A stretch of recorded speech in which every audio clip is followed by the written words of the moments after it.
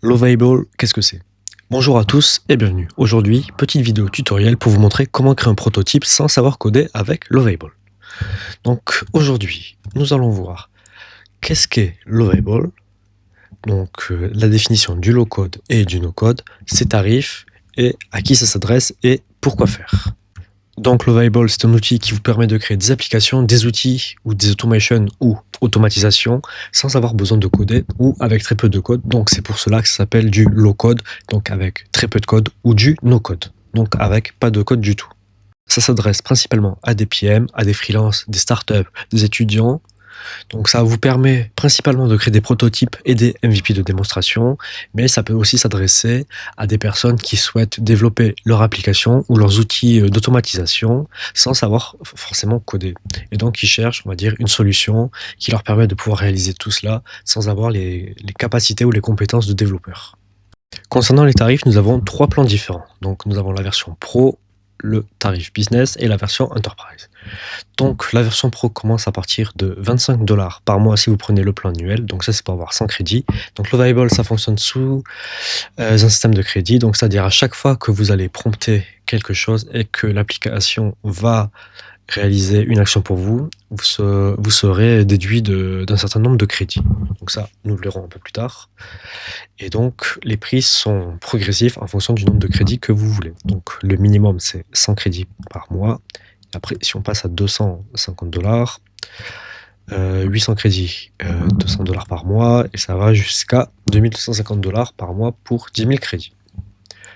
La version business, on est pareil, donc, sauf que là, le prix de départ est de 50 $.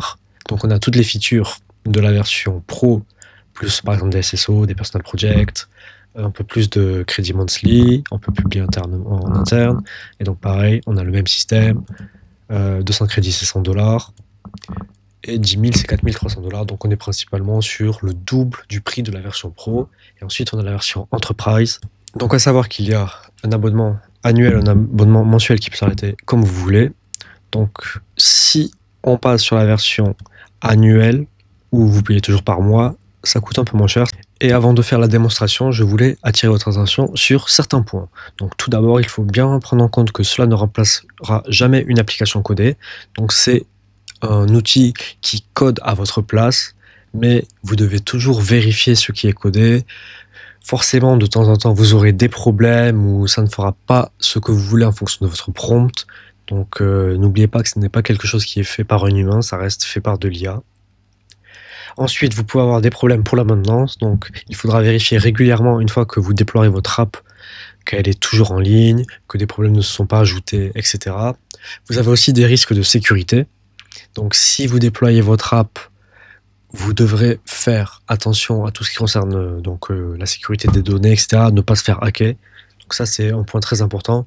C'est pour cela que moi, je vous conseille d'utiliser ça uniquement en démonstration et de ne pas, je veux dire, faire de business en vous basant sur ceci. Et après, il ne faut pas oublier que utiliser ce genre d'application, c'est vraiment rechercher la facilité pour mettre en ligne les applications. Et ce n'est pas forcément la meilleure solution en fonction de votre besoin.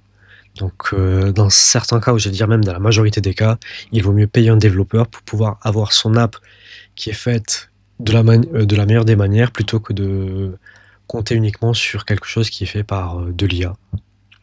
Et ensuite, cela reste du vibe coding et ce n'est pas parfait, ça ne remplacera jamais un développeur. Donc ça, c'est exactement ce que je viens de dire. Parce que le vibe coding, vous pouvez avoir du code qui n'est pas optimisé ou qui, à terme, peut provoquer d'autres soucis ou avoir des failles que vous ne verrez pas. Donc, je veux dire, c'est un peu la loterie. Et maintenant, nous allons passer à la démonstration. Et maintenant, nous allons voir comment utiliser Lovable. Donc, ça va être très simple, ça va être une prise en main très très rapide.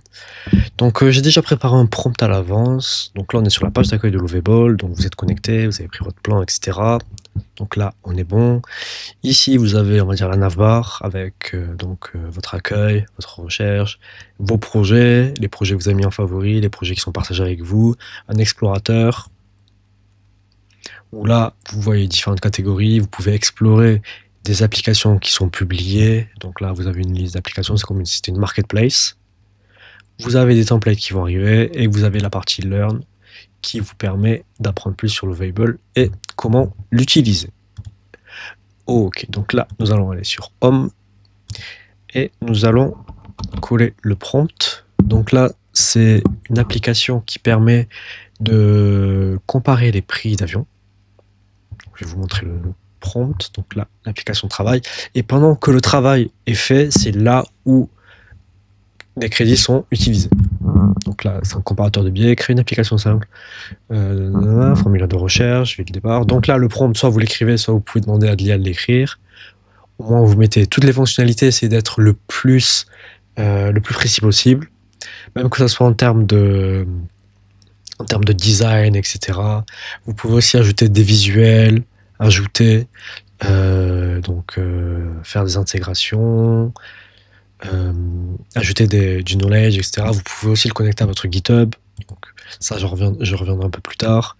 Là, vous avez le chat où, pendant que ça travaille, vous pouvez toujours continuer à lui écrire.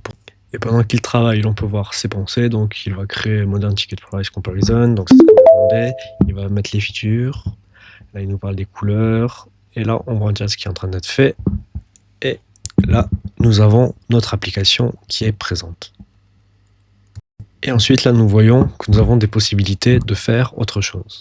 Donc, on peut ajouter un calendrier de prix, ajouter des favoris, des alertes, connecter avec des API, etc. Donc, peut-être, on va lui demander d'ajouter un calendrier de prix. OK. Donc, il va retravailler. Et donc là, quand vous faites ça, bien entendu, vous perdez aussi des tokens. Donc là, on peut voir qu'il va nous dire ce qu'il a ajouté. Je vais ajouter un calendrier interactif avec affichage des prix pour plusieurs jours. Donc là, on est bon. Donc, on lit. Il nous dit ce qu'il a fait, il nous donne le détail. Ensuite, donc, il a ajouté ceci, et maintenant, on peut tester. Donc après, on peut aussi rajouter d'autres fonctionnalités, etc. Et quand vous faites votre prompt, vous pouvez aussi donner un titre aussi à l'application. Donc là, je ne l'ai pas fait. Là, c'est vraiment pour vous montrer comment l'utiliser rapidement. Donc, ville de départ, on va mettre Paris. Ville d'arrivée, London. La date, alors on va prendre le calendrier, on va dire qu'on part demain. Type de transport, bon, allez, on va prendre l'avion, on va rechercher et hop là, on serait tout bon. On va juste vérifier la partie des dates flexibles. Donc on va peut-être regarder pour décembre. Ah, là c'est un peu mieux. Du coup on a des prix à 97 €, 64 €, 93. Donc là on a vraiment toutes les fonctionnalités qu'on veut. Ensuite, ici, vous pouvez publier votre application, vous pouvez le partager avec d'autres collaborateurs, vous pouvez connecter à votre GitHub et le synchroniser. Donc là, c'est quelque chose qui est assez intéressant.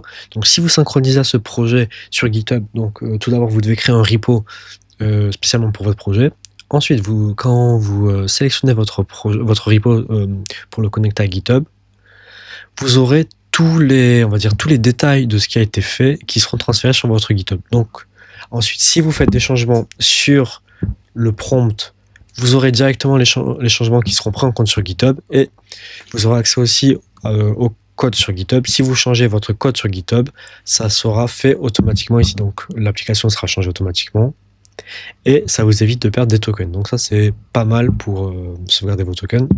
Ensuite, ici, on a la preview, mettre ça sur le cloud, changer le design, avoir accès au code et les statistiques. Donc, par exemple, avoir accès au code, là, nous allons voir tout le ticket. Et donc ici, ensuite, vous avez les différentes parties du code. Donc là, il y a vraiment tout le code de l'application qui a été fait, que ensuite vous pourrez modifier sur GitHub. Et voilà, globalement, c'est tout pour la prise en main de Lovable. Donc c'est quelque chose qui est assez facile et assez accessible pour tout le monde. Donc c'est très très rapide de prendre en main et de maîtriser. Ça vous permet vraiment de faire des mock-ups, ça je l'ai déjà dit, ou des MVP en démonstration. Et voilà, globalement, j'espère que ce tuto vous aura été utile. Si vous avez des questions, n'hésitez pas à le mettre. Si vous avez des remarques aussi. Si vous avez aimé la vidéo, n'hésitez pas à mettre j'aime. N'hésitez pas à vous abonner. Sur ce, je vous dis bye bye et à la prochaine. Salut!